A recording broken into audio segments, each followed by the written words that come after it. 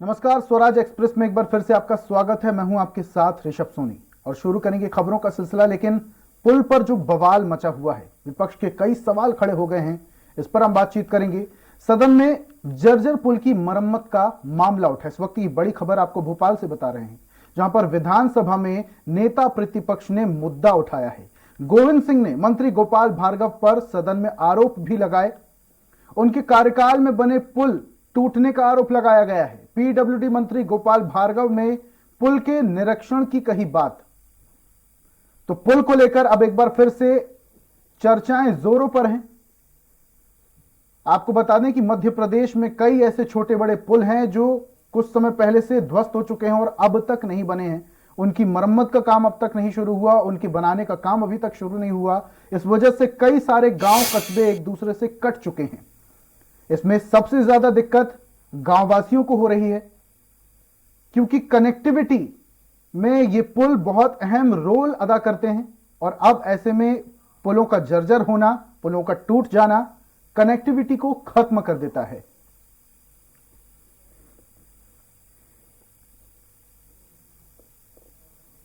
पुल पर विपक्ष के सवाल खड़े हो रहे हैं। सिंगरौली का पुल भी ध्वस्त हो चुका है। यह सवाल है, सेवड़ा दतिया एसएच पर बना पुल जमींदोज हो चुका। बीजेपी सरकार में बने पुल क्यों हो रहे हैं ध्वस्त? और इस पर हमारे साथ विधानसभा से अतुल शर्मा लाइव जुड़ चुके हैं। अतुल, आज विधानसभा में मुद्दा गरमाया पुल को लेकर। अमूमन मध्य प्रदेश के बहुत सारे ऐसे पुल हैं जो ध्वस्त हो चुके हैं या टूट चुके हैं या मरम्मत होनी है, लेकिन लंबा वक्त हो गया है, अब तक उनकी मरम्मत का काम पूरा नहीं हुआ। और इसको लेकर तमाम तरीके के सवाल खड़े हो रहे हैं। आज पूरा मामला जी जी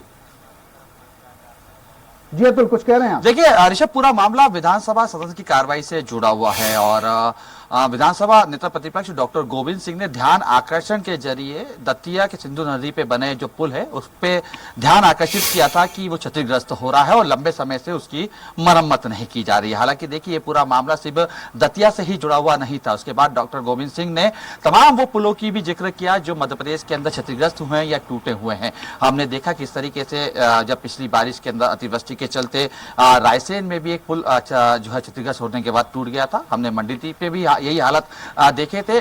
लगभग एक साल पहले ही वो पुल का निर्माण हुआ था और अतिवृष्टि के चलते या बारिश के चलते वो ढह गया था। और कई स्थिति में, जर्जर स्थिति में कई दूसरे भी ऐसे पुल हैं जो क्षतिग्रस्त होते हुए हमें दिखाई दे रहे हैं। पूरा मामला सदन में गूंजा। देखिए ऋषभ, अगर हम देखें तो डॉक्टर गोविंद सिंह का सीधे तौर पर यह आरोप था कि मध्य प्रदेश में जब से बीजेपी की सरकार बनी है, इस सरकार के दौरान जितने भी पुल बने हैं उस पुल की जो गुणवत्ता है या जिसके अंदर जो मटेरियल लगाया गया था वो काफी हल्का लगाया गया था, जिसके वजह से बीजेपी शासनकाल के दौरान जो पुल बनाए गए हैं वो टूट रहे हैं। हालांकि इस पूरे मुद्दे को लेके डॉक्टर गोविंद सिंह ने कांग्रेस शासनकाल का जिक्र भी किया। उनका ये कहना था कि दिग्विजय सिंह के समय, यानी कि दिग्विजय सिंह के कार्यकाल के समय जो भी पुल बनाया गया है वो जो पुल है वो कहीं ना कहीं व्यवस्थित रहे। यानी कुल मिला के कह सकते हैं कि शीतकालीन सत्र का आज पहला दिन था ऋषभ, और पहले दिन के दौरान ही तमाम जो मुद्दा है पुल का सामने डॉक्टर गोविंद सिंह उठाते हुए नजर आए और साफ तौर पे इस पूरे मामले पे ये एक जिक्र जरूर निकला कि भ्रष्टाचार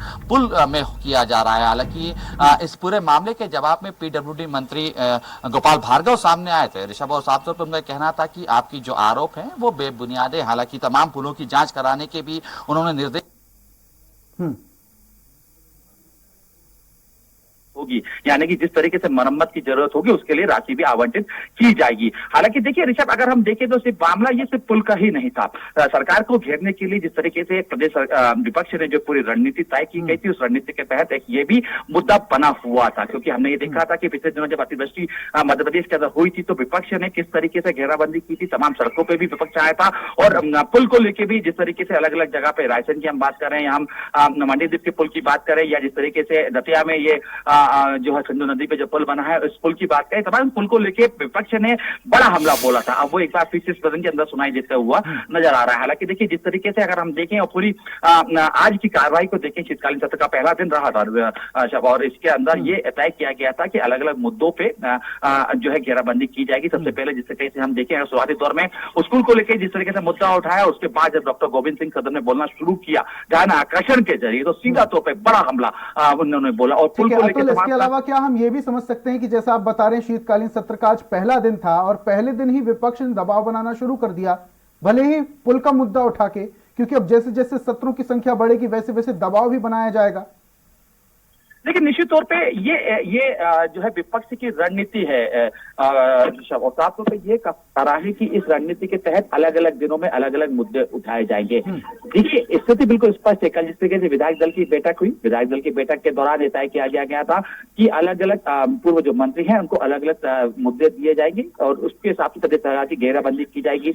हालांकि आज पहला दिन था। पहला दिन में विपक्ष ने आसंदी को आरोप पत्र और अविश्वास पत्र भी जो है प्रस्तुत किया है, सरकार का के ऊपर अविश्वास जताया है। उनका कहना है कि मध्य प्रदेश की सरकार है वो अलग अलग मुद्दों के ऊपर विफल रही है। इसको लेके कांग्रेस सदन के अंदर अविश्वास प्रस्ताव लाना चाहता है। हालांकि ये विचाराधीन रख लिया गया है, आने वाले कल यानी कार्रवाई होगी उसके ऊपर निर्णय लिया जाएगा ऋषभ। लेकिन ये मान के हम चल सकते हैं कि आने वाले यानी कि 5 दिनों में का ये सत्र है शीतकालीन सत्र, तो इस 5 दिनों के अंदर अलग अलग मुद्दों के ऊपर अलग अलग तरीके से घेराबंदी की जाएगी। इसके अंदर बेरोजगारी का मुद्दा भी रहेगा, इसके अंदर महिलाओं के साथ बढ़ते अपराध का मुद्दा भी रहेगा, इसमें अपना खाद्य को लेकर जिस तरीके से हमने देखा था कि पिछले दिनों किस तरीके से मध्य प्रदेश के अंदर अतुल रुकना चाहेंगे हमारे साथ, एक मेहमान जुड़ चुके हैं, कांग्रेस नेता अजय शाह जी जुड़ चुके हैं, उनसे बातचीत कर लेते हैं। अजय जी, आज शीतकालीन सत्र का पहला दिन था और पहले ही दिन पुल को लेकर मामला गर्मा गया है, जहां पर कई सारे आरोप प्रत्यारोप का दौर शुरू हुआ। क्या लगता है आपको कि ये जो पुल बने हैं बीजेपी के शासनकाल में वाकई ध्वस्त हो गए हैं, इन पे काम ही नहीं किया जा रहा है, जिससे कनेक्टिविटी कम हो गई है और एक गांव दूसरे गांव से जुड़ना कम हो गए, समस्या सीधा जनता को हो रही है। पुल की ही बात हम तो करें, देखिए सारम डैम आपने देखा, आपने यहाँ भोपाल में बैठ के हम बात कर रहे हैं, मिसरौद के पास नया नवीला जो हाईवे बनाया था वो एक ही बारिश में ढह गया। ऐसे कितने ही पुल हैं, ऐसे कितने ही बिल्डिंग है जो भ्रष्टाचार की भेंट चढ़ गई। और आज इस भ्रष्टाचार को बचाने के लिए, अपनी पार्टी को बचाने के लिए मामा इतने वो हो गए हैं कि यहाँ भी वो बैठक करते हैं या लोगों से वाबस्ता होते हैं, वो बैठ भी नहीं पाते, वो चलायमान हो गए हैं, क्योंकि उनको मालूम है जहां जहां भी उनकी सरकार है वहां भ्रष्टाचार का बोलबाला है।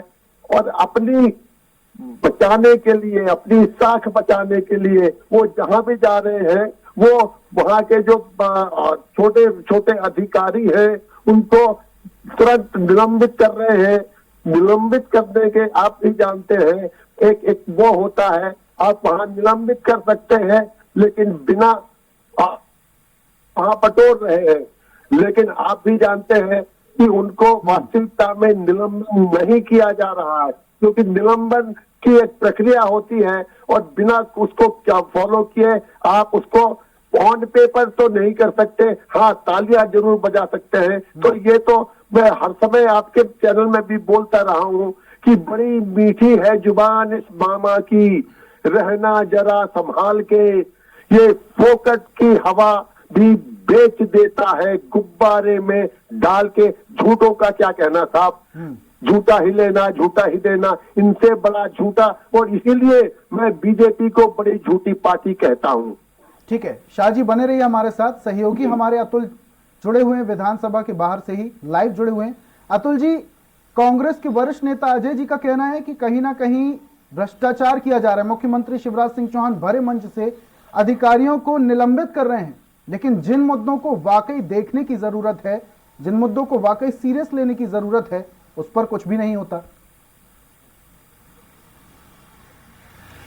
देखिए ऋषभ, बिल्कुल विपक्ष है और विपक्ष का काम आरोप लगाना है और ये लगाना भी चाहिए। लोकतंत्र के हिस्से में विपक्ष का मजबूत होना यही दिखाता है। लेकिन देखिए जिस तरीके से हम देख रहे हैं मध्य प्रदेश के अंदर चुनावी साल शुरू होने में अब कुछ ही दिन शेष बचे हैं, ऐसे में विपक्ष ने भी लगातार हमले तेज किए हैं। मामला अगर हम देखें तो जिस तरीके से विपक्ष का ये कहना है कि अभी मुख्यमंत्री शिवराज सिंह चौहान की जिस तरीके से कार्यशैली हमें दिख रही है, मंच से अधिकारियों को हमारे सस्पेंड साथ किया जा रहा है, वापस तो से उनका आपके ये कहना साथ आएंगे, आपसे बातचीत करेंगे। बीजेपी नेता अभय प्रताप सिंह जी हमारे साथ जुड़ चुके हैं। अभय जी, हमारे साथ कांग्रेस के वरिष्ठ नेता अजय शाह भी जुड़े हुए हैं और आज जिस तरीके से विधानसभा सत्र में पहले दिन में ही पुल को लेकर मामला गरमाया है, कई सारे सवाल खड़े किए गए सरकार पर, पुल की मरम्मत क्यों नहीं की जा रही है। एक तरफ हमारे अजय शाह जी बोल रहे हैं कि मुख्यमंत्री शिवराज सिंह चौहान भरे मंच से अधिकारियों को निलंबित करते हैं, लेकिन जिन मुद्दों को वाकई सीरियस लेने की जरूरत है उस पर क्यों नहीं काम किया जाता। अभय जी, देखिए सदन का समय खराब पहले भी करते आए हैं, अब भी करेंगे, क्योंकि ये पब्लिसिटी चाहते हैं और केवल पब्लिसिटी के उसके लिए ये सब विषय करते हैं। सरकार हर विषय पर संवेदनशील है, हर उस पर कार्रवाई की जाती है और जो है सरकार किसी को नहीं छोड़ती जो जनहित के कार्यों में लापरवाही बरतते हैं। लेकिन सदन जब चलता है तो सदन की अपनी मर्यादा है, उस मर्यादा के तहत आप आइए, प्रश्न करिए। प्रश्न अगर आप प्रश्न करने के मादा रखते हैं तो जवाब सुनने का भी मादा रखना चाहिए आपको, सरकार जिसका जवाब देती है। आप जानते हैं कि सरकार जवाब देगी तो सरकार का जो जवाब आएगा वो जनता में जाएगा, जिस कारण आपको उसका लाभ नहीं मिल पाएगा। इसलिए सरकार का जवाब जनता में नहीं देना चाहते, इसलिए वो अल्लाह कान बजा देते हैं। इसलिए सरकार बहुत संवेदनशील है। माननीय मुख्यमंत्री जी बहुत लंबे समय से मध्य प्रदेश में जनता का आशीर्वाद उनको मिल रहा है, वो एक एक चीज से वाकिफ है, कहीं कोई गड़बड़ी नहीं होने दी जाएगी। अजय जी क्या कहेंगे, पूरी बात सुनिए आपने अभय जी की। सदन का सिर्फ समय बर्बाद करती है कांग्रेस। साहब, अभय जी को मैं बड़े विनम्रता से बताना चाहता हूँ कि बच्चों के मामा फिर आएंगे, आश्वासन की टोकरी फिर लाएंगे और झूठे वादे कर करके अगले इलेक्शन तक उड़ जाएंगे। ये इनकी यूएसपी रही है। मैं दूसरी बात कहना चाहता हूँ कि देखिए, आज खाद का सीजन है, लोगों को खाद नहीं मिल रहा है। खाद मंत्री, कृषि मंत्री हमारे हरदा जिले के हैं, वहां भी त्राहिमाम हो रहा है। फिर जो सदन की जो बात करते हैं, देखिए जो ऋण माफी हुई है वो किसी सरकार ने नहीं की थी, मध्य प्रदेश सरकार ने की थी। उसको बीच में रोक के ये क्यों क्या बोलते हैं सब सदन की अवमानना करना चाहते हैं। वो आप ये बताइए, इन्होंने तो ये भी कहा है कि एक भी किसान का ऋण माफी नहीं हुई है और सदन में इनके ही कृषि मंत्री कमल भाई बोलते हैं कि 27 लाख लोगों के ऋण माफ हुए हैं। तो ये तो ऐसे बतौले वाली पार्टी है, कुछ भी बोलते रहते हैं। अपने मंत्री के वक्तव्य को जो विधानसभा में उन्होंने दिया था उसको भी मानने को तैयार नहीं है। लेकिन अजय जी, तो अजय जी, अभय जी का कहना है कि सिर्फ और सिर्फ सदन का समय बर्बाद करती है कांग्रेस। जब सवाल करते हैं तो जवाब सुनने का भी मादा रखना चाहिए। जवाब इसलिए नहीं सुनते क्योंकि वो मैसेज जनता तक जाएगा। देखिए, ऐसा है, ये सत्र बड़े होने चाहिए, ये छोटे छोटे सत्र क्यों बुलाते हैं?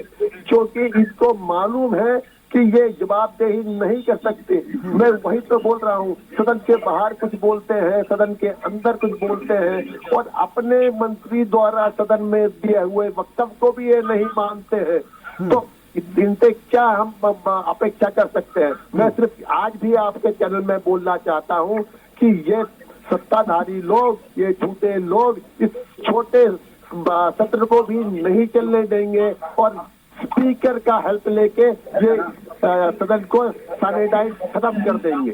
ठीक है, आऊंगा आपके पास वापस से। अभय जी क्या कहेंगे, छोटे छोटे सत्र आप बनाते हैं ताकि जवाब न देना पड़े, जनता तक मैसेज ना पहुंचा पड़े, भ्रष्टाचार उजागर न करे हो जाए, क्या ये बात वाकई सही है? देखिए, विपक्ष जो भी विषय आता है सरकार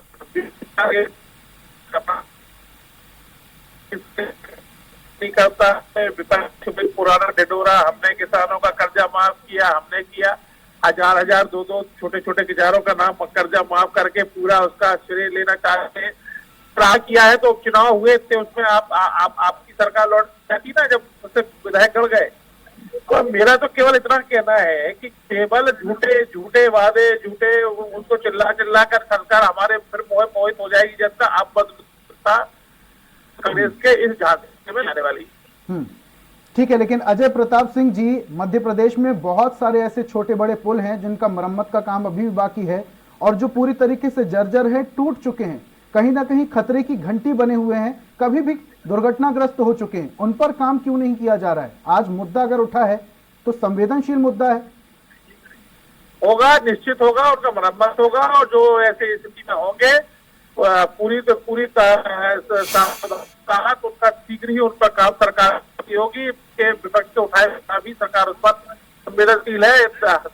जगह जो है पुल हो चाहे हाईवे हो, हर में आप चारों तरफ जाम छाया है, इसलिए आप उसे विपक्ष बेफिक्र है, उसको सुधार सरकार करेगी। चलिए ठीक है, अभय जी बने रहिए हमारे साथ, आपसे और भी जानकारी लेंगे, आपसे और भी चर्चा करेंगे। सहयोगी अतुल बने हुए हैं हमारे साथ। अतुल, आज विधानसभा में मुद्दा गहमाया पुल का, और ये काफी संवेदनशील मुद्दा है क्योंकि कई सारे पुल ऐसे हैं जो जर्जर हैं, जो टूट चुके हैं और कभी भी क्षतिग्रस्त हो सकते हैं, बड़ा हादसा हो सकता है, बड़ी दुर्घटना हो सकती है। लेकिन ये मुद्दा सदन में जब गूंजा तब जाकर बीजेपी सरकार इस पर काम करेगी। क्या इससे पहले नहीं काम किया जाना चाहिए था इस पर? क्योंकि कनेक्टिविटी का सवाल है, एक गांव का दूसरे गांव से कनेक्शन कट जाता है पूरे तरीके से।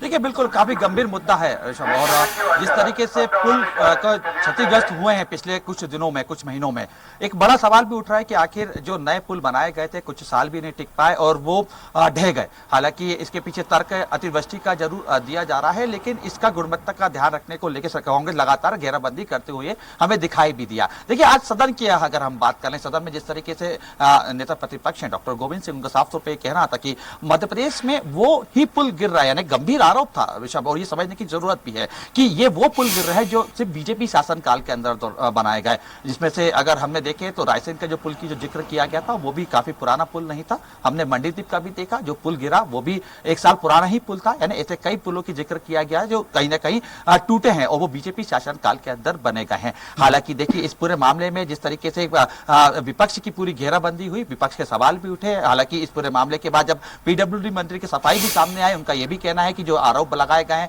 वो बेबुनियाद भी हैं, और साथ में जिन पुलों की बात कर रहे हैं, यानी सिंधु नदी पे दतिया पे जो पुल की जो बात कर रहे हैं उसका निरीक्षण भी किया जाएगा और उसको लेकर उसको ठीक भी किया जाएगा। देखिए ऋषभ, लेकिन ये पूरा मामला सिर्फ पुल तक ही सीमित नहीं है, इसके पीछे कई दूसरे कारण भी है जो हमें समझ में आ रहे हैं और उसको समझना ही पड़ेगा। क्योंकि देखिए, चुनावी वर्ष के दौरान विपक्ष का ये सोच है कि सदन जब कार्रवाई चल रही है, सदन के अंदर से कई ऐसे मुद्दे उठाए जाए जो जनता के बीच में लेके जाया जाए। इसके अंदर एक ये भी मुद्दा काफी अहम है, क्योंकि अब जब मध्य प्रदेश के अंदर चुनावी बेला आने क्यों है और आने वाले दिनों में मध्य प्रदेश के अंदर आरोप प्रत्यारोप और भी गंभीरता से आगे बढ़ेंगे। दोनों ही दल, बीजेपी और कांग्रेस, जो मध्य प्रदेश के मुख्य दल हैं, वो अपने अपने तमाम जो शब्दों के जो तीर हैं, शब्दों के जो बयान जो गंभीर आरोप हैं, वो आगे बढ़ना शुरू करेंगे। तो ऐसे में पुल का भी एक बड़ा अहम मुद्दा होगा और इसको लेकर सदन से अब जब ये मुद्दा शुरू हुआ है वो सड़कों तक भी पहुंचने का दावा किया जा रहा है। हालांकि वो सड़कों पर कांग्रेस कब उतरेगी ये आने वाला समय बता पाएगा, लेकिन ये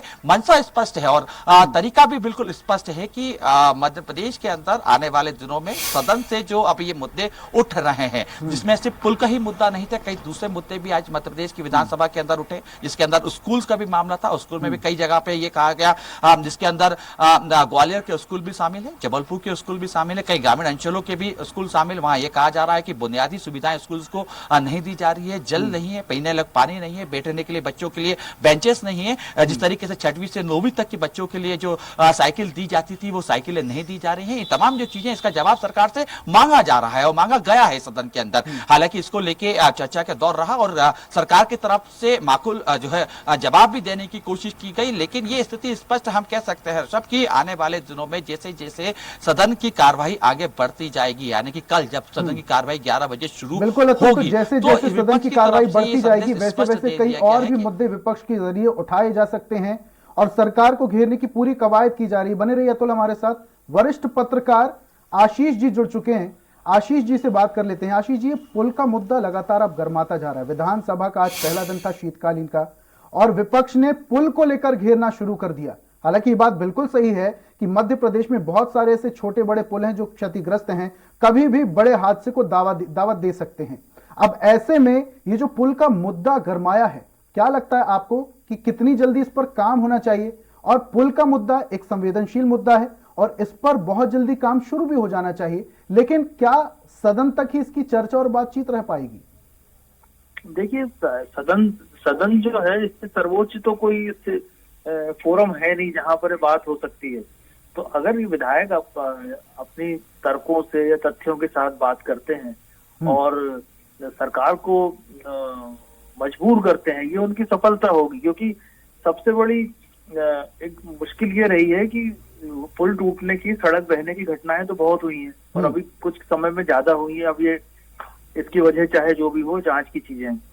लेकिन यदि विधायक सरकार को सकारात्मक तरीके से सही दिशा में और मतलब सभी लोग मिलकर अगर इस जन समस्या पर बात करेंगे, तो निश्चित तौर पर सरकार इस पर मजबूर होगी जल्द से जल्द कार्रवाई करने की। लेकिन कार्रवाई ऐसी नहीं होनी चाहिए कि पुल टूटा तो एक अफसर सस्पेंड हो गया या कुछ हो गया।